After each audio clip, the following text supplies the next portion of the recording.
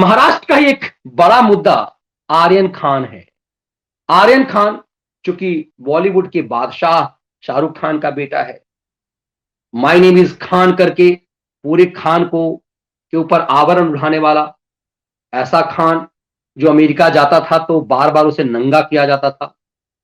पता नहीं भारत के कितने कलाकारों को नंगा किया गया, लेकिन शाहरुख खान को तो बारंबार किया गया। क्यों शाहरुख खान को बारंबार अमेरिका में नंगा किया जाता था? ऐसा क्या था शाहरुख खान में? क्यों संदेह था शाहरुख खान पर? उसी शाहरुख खान का बेटा आर्यन खान जब ड्रग्स के साथ पकड़ा गया, जब एक क्रूज में उसे गिरफ्तार कर लिया नारकोटिक्स कंट्रोल ब्यूरो ने, तो इस देश की पूरी मीडिया, आमतौर पे ये जो मीडिया जो पिछले 7 साल से दो हिस्सों में बटी हुई थी, वो पूरी मीडिया एकजुट हो गई। एक लॉलीपॉप शाहरुख खान की तरफ से दिख रहा था तो पूरी मीडिया उस लॉलीपॉप को चाटने के लिए अदालत लगाने वाले संपादक से लेकर के, ये मैं इसलिए कह रहा हूं कि दो विचारधारा के हैं, ये खैरातियों की टीम जो दो विचारधाराओं की है, ये मनी लॉन्ड्रिंग से चलने वाले चैनल, ये अपने न्यूज रूम में एक मनमोहनी सरकार के दौरान मंत्री गठन करने वाले, उसके लिए खैरात का खेल करने वाले संपादकों से लेकर के अदालत लगाने वाले संपादक, ये तमाम लोग शाहरुख खान के डुगडुगी के पीछे नाचने लगे और अदालत के फैसले को गलत साबित करते रहे और ये कहने लगे कि आर्यन खान तो बबुआ है, बाबू है, 23 साल का बउआ है, 13 महीना का जैसे ना बउआ हो गया और इसे जेल में नहीं डाला जाना चाहिए, पुलिस हिरासत में नहीं रखना चाहिए, इसे तो रखना चाहिए था सुधार गृह में। और पूरी तरह से इन सब लोगों ने एक जाल बिछाया कि पूरी तरह से चरित्र हनन एनसीबी का कर दिया जाए, नारकोटिक्स कंट्रोल ब्यूरो का और उसके जोनल डायरेक्टर समीर वानखड़े का। इसके लिए नवाब मलिक को उतारा गया। नवाब मलिक यूं ही नहीं जहर उगल रहे थे। एनसीबी के डिप्टी डायरेक्टर जनरल ने पहली बार प्रेस कॉन्फ्रेंस किया इस पूरे मामले के बाद और डिप्टी डायरेक्टर जनरल ने जो संदेश दिए हैं उसमें साफ कर दिया कि हमारा पूरा टारगेट अब आर्यन खान है। हमने समीर वानखड़े की मामले के चैप्टर को क्लोज कर दिया है, उसमें हम जांच के निष्कर्ष तक पहुंच गए, अदालत को हम रिपोर्ट दे देंगे। एनसीबी सूत्रों के मुताबिक आर्यन खान के मामले में रिश्वत की पेशकश हुई और रिश्वत का देन लेन हुआ, यह मामला भी सामने आया।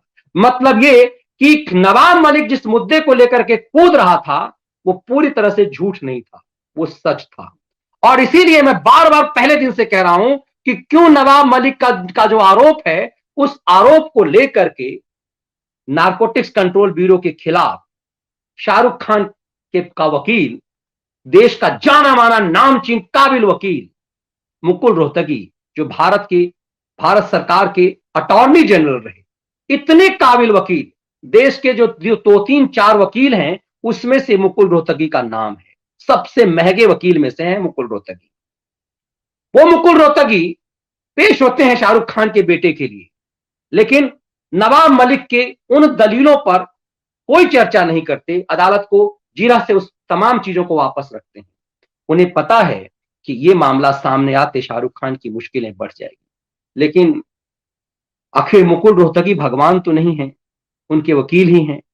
इस पूरे मामले में अब यह सच सामने आ रहा है कि दरअसल आर्यन खान जब ड्रग्स ले रहा था तो वहां कुछ लोग थे जिन्होंने उन्हें देख लिया और उन सब ने शाहरुख खान की जो मैनेजर है उसे फोन कर दिया, क्योंकि सबके सब एक से एक खिलंदर लोग हैं। इसमें गोसावी का भी नाम आ रहा है, सहल का भी नाम आ रहा है और इन सब ने पैसे कमाने का प्रयास किया था, ऐसा एनसीबी सूत्रों का मुताबिक है। इसीलिए लगातार इन सबसे पूछताछ हो रही है और पूजा ददलानी का इंतजार एनसीबी कर रही है।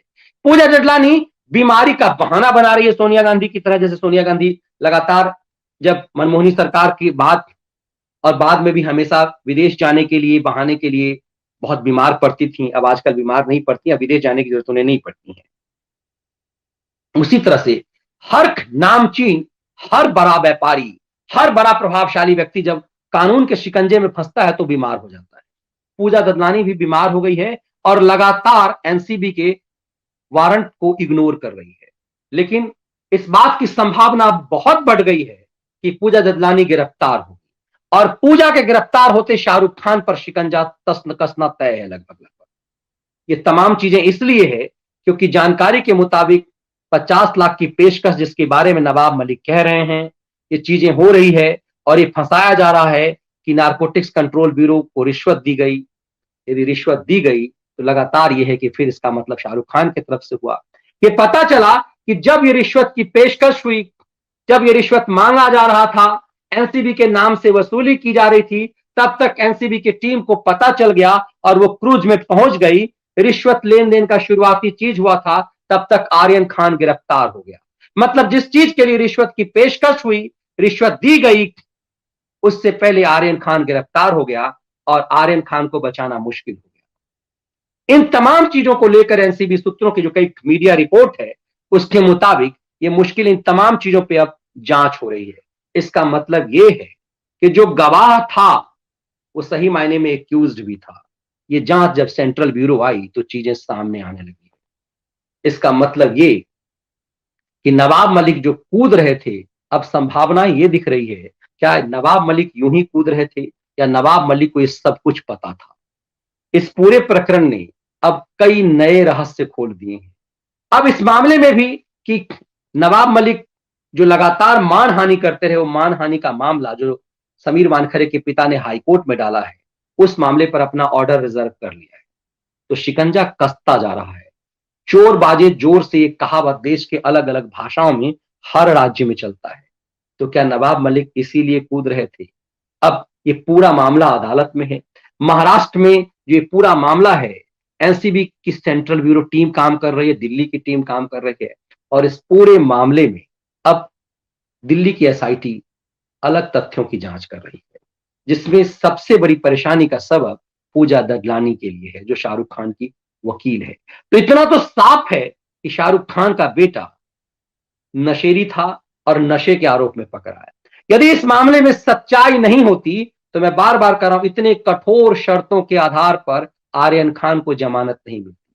आर्यन खान को बेहद कठोर शर्तों पर जमानत मिली है और थोड़ी सी हिलाहुजत में उसकी जमानत खत्म हो जा सकती है। इसका मतलब यह है कि इस पूरे प्रकरण को जितना हल्का नवाब मलिक के द्वारा बनवाया जा रहा था और इसके लिए अदालत लगाने वाले संपादकों से लेकर तमाम मनी लॉन्ड्रिंग के चैनल्स तक के जो संपादक लगे हुए थे शाहरुख खान के बेटे का महिमा मंडन करने में, ये पूरा खेल अब धीरे धीरे खुलता जा रहा है। और जब ये खुले तो सोशल मीडिया पर आपका सक्रिय होना जरूरी है कि पत्रकारिता के नाम पर बेईमानी करने वाले लोगों ने कैसे एक अपराधी के साथ खुद को खड़ा कर लिया और अपनी अदालत जो है मूल अदालत, संवैधानिक अदालत से बड़ी अपनी अदालत कर ली।